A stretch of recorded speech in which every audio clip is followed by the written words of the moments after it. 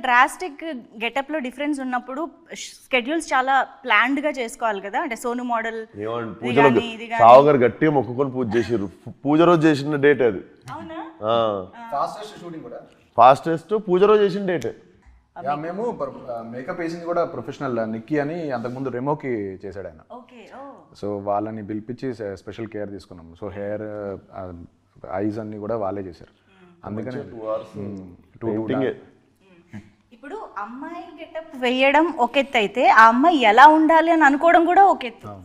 ఒక getup fix అవ్వాలి, ఆ మొత్తం మేకప్ దగ్గర నుంచి హెయిర్ దగ్గర నుంచి ఎవ్రీథింగ్.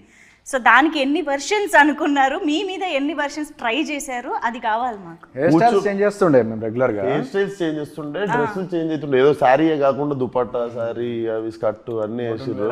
కూడా ట్రై చేస్తాం. ఇప్పుడు ఆకాంక్ష ఒకలా రెడీ అవుతుంది, మంజుష ఒకలా రెడీ అవుతుంది కదా. ఇప్పుడు లైలా ఎలా రెడీ అవుతుంది అనేది ఎలా ఫిక్స్ చేయాలా?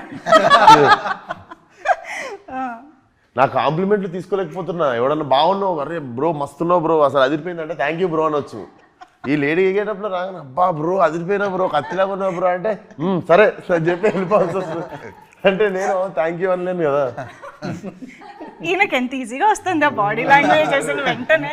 మూవీలో ఇంకా చాలా ఉంటాయి. కాదు, మీకు తెలియకుండా కూడా ఎప్పుడన్నా లైలాగా ఏమంటారు అన్కాన్షియస్ సబ్ కాన్షియస్ గా యూరోప్ వెళ్ళిపోయినా, ఏమన్నా ఉన్నా కూడా మెల్లమెల్ల సర్దుకొని బయటకు వచ్చేసి రిటర్న్ వద్దామని.